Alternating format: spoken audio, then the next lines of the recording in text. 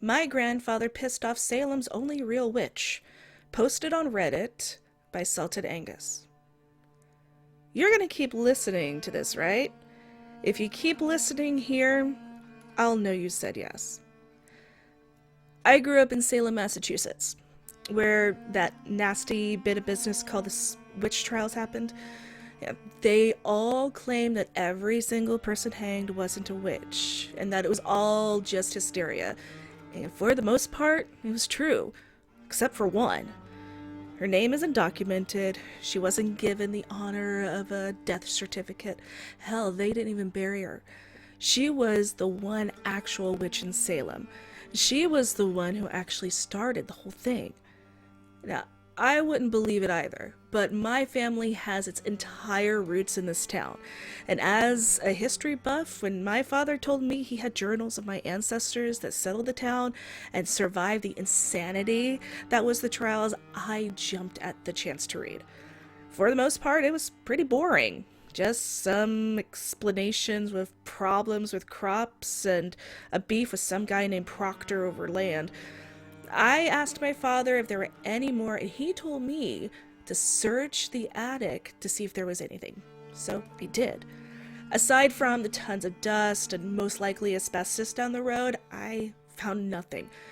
I was every level of disappointed until I leaned against an old wooden panel and realized it was fake. I pulled it out and discovered a chained up wood box that looked older than time itself. The chain itself was stronger than I expected, but the lock was frail.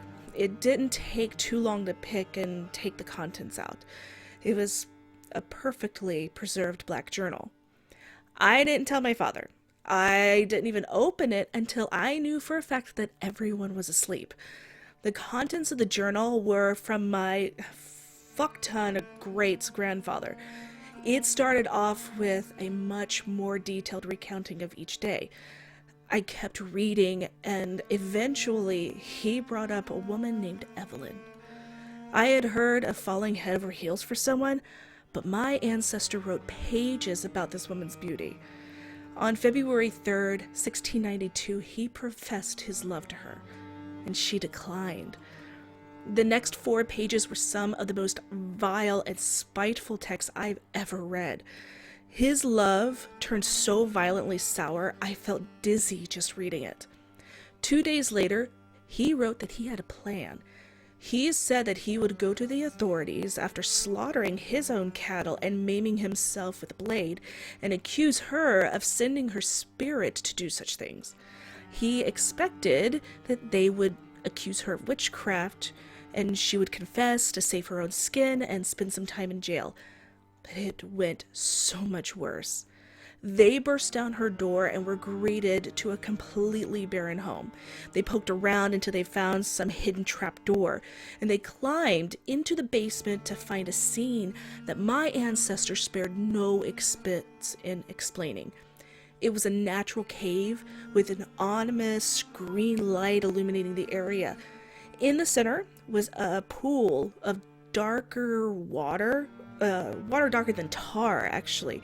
And around were parts of adults, animals, and children that had gone missing years prior.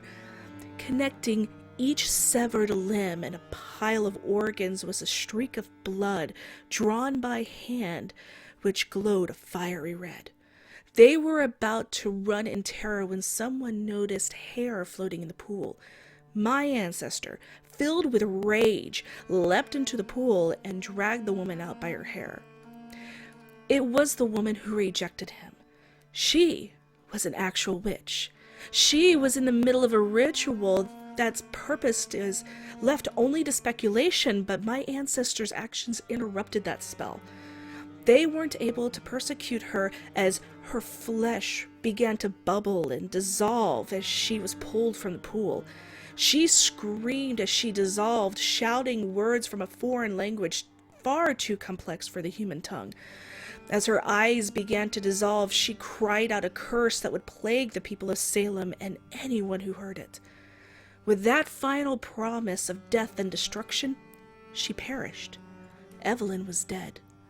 The problem is, The curse she promised did not die with her. A day after, a man was found shredded to ribbons, most of his organs pulled from his mouth, and his eyes gouged so deep they almost protruded from the back of his head. The next day, his wife was found the same way. A day after that, 2 of her best friends were found mutilated, but 1 survived. People began scrambling as to how to stop the killings from continuing, but each day wasted was more people being slaughtered. One day, my grandfather got an idea. He asked his neighbor if they wanted to hear how the witch died. They agreed, and a day later, they were murdered as he predicted. The next day, he asked someone if they wanted to hear the same story.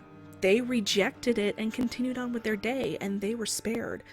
My grandfather reported to the governing bodies in the town that anyone who agreed to hear how the witch was killed would die. If those people that heard the story repeated it, they might be killed. That day, anyone who knew of the story or anyone who was told was hunted and hanged under the guise that they too were witches. The problem was, after that, paranoia began to spread as to who knew of the story and who didn't, thus resulting in more deaths than my grandfather had planned. I was about to read how to finally break the curse when I saw that the final pages were ripped up. Some were soaked in blood. I was always told that my grandfather was killed by a bear. I realize now that that wasn't true. I put the journal down and felt a cold chill sweep my room.